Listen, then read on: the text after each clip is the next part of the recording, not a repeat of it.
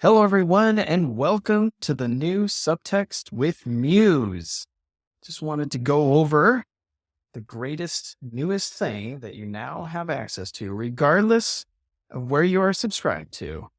Whether you're subscribed to Subtxt, Subtxt Pro, or Subtxt Infinite, you now have access to GPT-4 O, which is the latest and greatest model from OpenAI. It's super fast, it's super intelligent, and I'm really excited to be able to offer it to everybody. And just know, if you are a Subtxt Pro or a Subtxt Infinite subscriber, I have you taken care of. You can read about all of these extra additions here. There's lots of really, really cool stuff in there. But let's get to the greatness that is this latest release. So when you first load it up, you'll see here, Subtxt Muse New. You can tap this and it will take you right into the new version of Muse.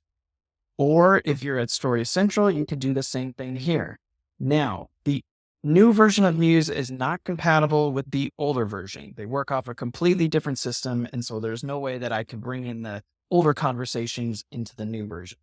You still have access to it here if you want to go back to it if you're in the middle of something that you're working on. Also, the pop-up version of Muse is not quite set yet for the new version. It will be in the middle of this week, if not sooner.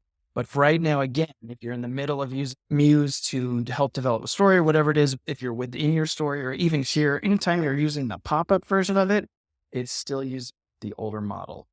But if you want to just jump right in and start working with the new Muse, you can do it right here.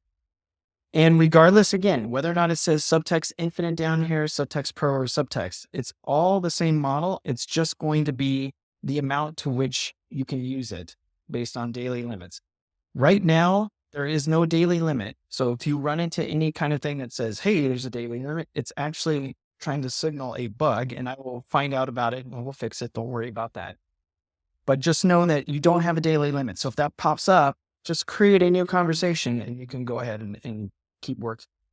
So up here at the top, this should be here. It's set to mine. Now, I don't have all the personas that you have, the custom personas. Those also haven't been installed into this newer version of Muse. They will be towards the end of the week. But right now you have two different models of Muse that you have access to. Either basic Muse, which is here, and that's perfect for story forming or for whatever it is that you're working on. And then theory, which is more geared towards everything that I've ever written. If you actually want to learn the theory and learn the concepts and actually dive into what all of this is about, this is a great way to just switch over. You'll just tap that. It switches to a little graduation cap, and you're all about learning. Now, for Subtxt subscribers, you have to choose manually. If you are a Subtxt Pro or Subtxt Infinite, one of the nice bonuses is that it will intelligently pick between the two.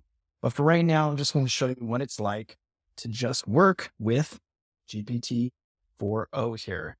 All right, so I'm just going to use this little cue here. Can I just start with an idea for a character? Let's just do that.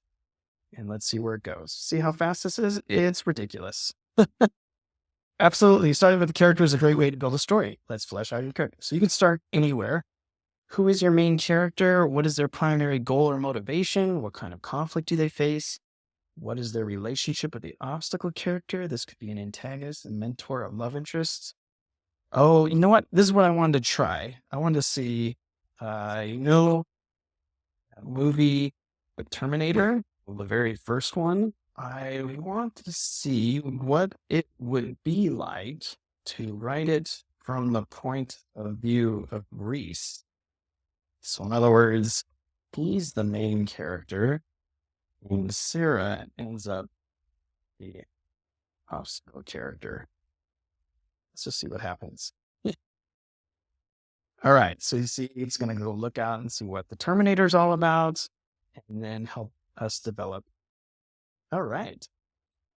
This is so cool.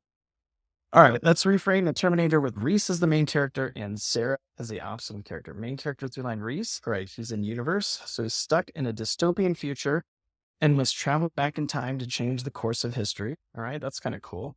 His primary concern is ensuring a future where humanity survives. Reese must be open to new possibilities and adapt to the present time. Reese's problem is his need to help Sarah, which drives his actions throughout the story. This is really, really, really cool. So what it's doing is it's taking the story form for Terminator that is in subtext and it's recontextualizing it. I've never tried this before, so we'll see. Sarah's fixed mindset and disbelief for her future role as the mother to resistance. Right. So it might not be completely 100% perfect, but it's really, really, really close. And then I can just totally develop it from there. So, let's make it, that's actually pretty cool. If you need help developing specific scenes or further details, let me know. Actually, that's pretty great. Can we dive in deeper to what Reese is all about? Anything I should focus on? So again, you'll see how fast this is. That's the crazy thing, right? So Reese is a soldier from a dystopian future when machines have taken over the world. His existence is defined by this external state and his mission to travel back in time in a desperate attempt to change this unchanging predicament. And you can kind of see it here. This should really be just the colors off, but you'll see it has the domain there. And all it's doing is taking that story form and building it out. So this is interesting. Reese must be open to new possibilities and adapt to the present time to succeed. That's actually really cool. Oh my gosh. Wow. Backstory and motivation, adaptation to the present. Reese is a fish out of water in the 1980s, highlight his struggles to adapt to the technology, cultural, and social norms of the time. Show moments where his openness is tested. How does he react to situations? His relationship with Sarah. The dynamic between Reese and Sarah is central to the story. Initially, she's skeptical and frightened, but Reese's persistence and dedication gradually win her trust. He's haunted by the horrors of the future and the weight of his mission. Show his internal struggles, fears, and doubts. His problem of health can lead to moments of tension. For example, his protective nature might clash with Sarah's desire for independence. This is really, really, really interesting. Wow. So what I'm going to do is I'm going to favorite this because I'm going to have fun with this later on. This all works the same. You can favorite, download, change the name of the conversation, all that stuff. So just real quickly, this worked out way better than I expected. And this is available to everybody, regardless of subscription tier. So let's get back to, the difference between mind and theory. So let's do a new one here. And this time I'm just going to talk about theory here.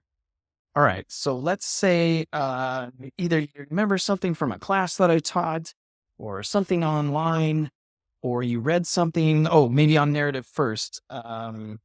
What's the deal with Pickup being the antagonist and how to train your dragon? That makes no sense to me. So perhaps you have that thought. So what it's going to do is it's going to go through the last 30 years and holy cow, that was fast. The delightful twist of narrative roles and how to train your dragon. It can indeed be a bit mind-boggling at first, but let's break it down using the Subtxt narrative framework. Now, it's very important. This is the Subtxt narrative framework. So it has a lot of fine-tuning and a lot of development based on my practical application of dramatic theory. So it is slightly different, slightly skewed to be more practically beneficial given all the projects that I've worked on. In Subtxt, the protagonist is the character who pursues the story goal, while the antagonist is the character who prevents or avoids the story goal. This distinction is purely functional and doesn't necessarily align with who is good or bad. That is true. The story goal in How to Train Your Dragon is training the next generation of dragon killers. This goal is driven by the initial inequity, which is the destruction of the Viking village by dragons. So what is happening is it's taking everything that I've written over the last 20 years, and this is how Muse, last 30 years, this is how Muse has worked for the last year, but given the recent advancements in technology, you can see it's much faster and much more intelligent as to how it's pulling from all of these different sources. Hiccup, on the other hand, works to prevent this goal, right? Because he's not interested in training the next generation of dragon killers. He discovers that dragons are not the mindless beasts everyone believes them to be and seeks to find a way to coexist with them. His actions directly oppose the goal of training dragon killers. Oh, wow. To further illustrate, let's look at Michael Clayton. In this film, Karen Crowder is the protagonist because she pursues the resolution. Michael Clayton, although the good guy, is the antagonist. Wow, the bittersweet ending. And then here's the ending of this. Is another article. Ending of How to Train Your Dragon feels bittersweet because Stoic, the protagonist, fails to achieve his goal of training dragon killers. Instead, Hiccup's perspective prevails, leading to a new wave of living dragons. This outcome aligns with a story consequence of a world, well, that shouldn't conceive. That's funny. That's a large language model little bug there. But that should be the word conceiving, a world where dragons and Vikings live together. Conclusion. So while it may seem counterintuitive at first, understanding the roles of protagonist and antagonist in terms of their functions within the story's objective framework helps clarify why Hiccup is the antagonist. It's all about who is driving towards the story goal and who is working against it. I hope this clears up the narrative roles for you. If you have any more questions or any further examples, feel free to ask. That was amazing, and that's available to everybody. So I'm going to favorite this one as well. I hope everybody has a wonderful start to their week. If you have any questions about anything, please send them my way. Otherwise, have a great time writing stories.